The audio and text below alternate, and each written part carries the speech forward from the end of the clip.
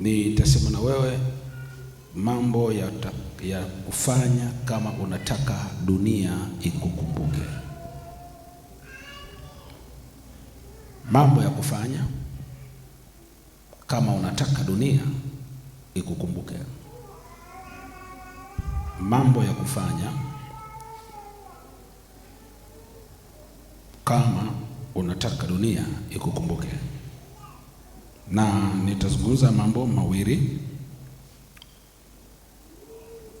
ambayo yatakuwa na mwendelezo kwa ajili ya umiliki na kutawala na kupewa uwezo na mamlaka ya kimungu ya udhihirisho juu ya kile Mungu anataka kifanyike ni wewe kwa ajili ya kumiliki na kutawala. Moja, ili dunia ikukumbuke, unatakiwa uwe na muda wa kuongea na Mungu kwenye maombi walau kwa siku mara 3. Ili dunia itambue uwepo wako, unatakiwa uwe na muda wa kuongea na Mungu kwenye maombi walau kwa siku isipungue mara 3, na kufundisha kitu ambacho kitakusaidia na ukikifanyia kazi utaona matokeo. Ili dunia itambue uwepo wako, unatakiwa uwe na muda wa kuongea na Mungu kwenye maombi walau kwa siku mara 3. Tutasoma kitabu cha Ayubu 38 mstari wa 12 mpaka wa 13. Ninaposema uwe na muda wa kuongea na Mungu, kuna watu ambao CV tulizo nazo haziwezi zikatubeba kutupeleka mahali popote. Yes. Mahali na familia tulizotoka haziwezi zikawa na nafasi ya kutufanya tutambulikane. Lakini nafasi pekee tulionayo ni Mungu ndiye anayeweza kutufanya tukajulikana na akatutambulisha. Na Mungu anapokutambulisha, haijalishi mazingira yako ni ya kawaida kwa kiwango gani, maadamu Mungu ameamua, utajulikana na utatambulikana. Ukisoma kitabu cha Ayubu 38 kuanzia mstari wa 12. Ayubu 38:12 inasema, ndiyo, je, umeiamuru asubuhi tangu siku zako zilipoanza? Je, umeiamuru asubuhi tangu siku zako zilipoanza?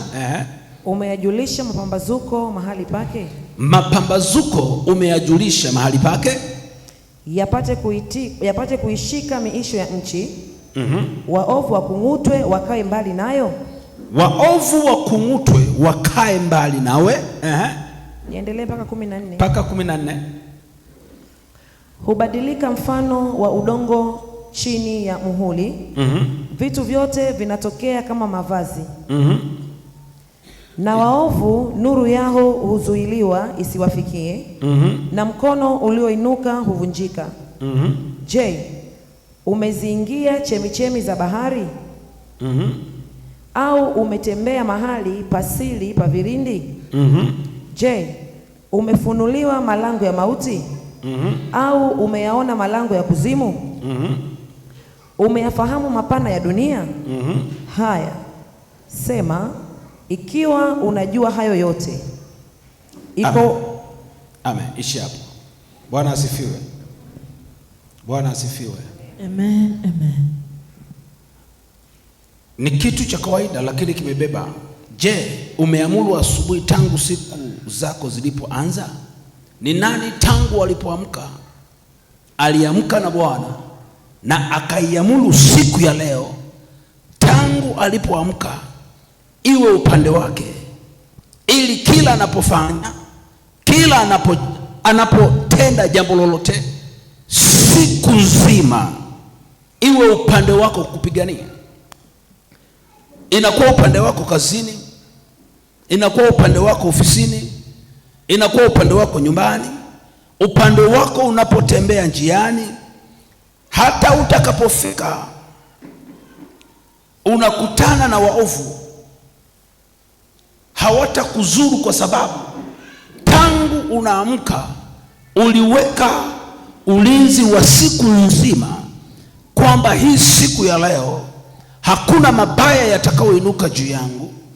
Kama kuna watu wana ajenda za kuleta uharibifu, hizo ajenda hazitafanikiwa. Kama kuna watu walikaa vikao usiku kwa ajili ya mabaya yaweze kunipata, mimi ninapindua, ninageuza ili walioyakusudia yasinipate, lakini Mungu awe pamoja na mimi na upako wa Mungu unifunike. Na wakati unapoiamuru siku yako iwe upande wako, maana yake siku nzima unakuwa umeikamata, na unapokuwa umeikamata ni wakati ambapo unaamuru vitu vitokee. Kama watu walifanya mambo yao kuamuru mambo mengine yatokee tofauti na wewe,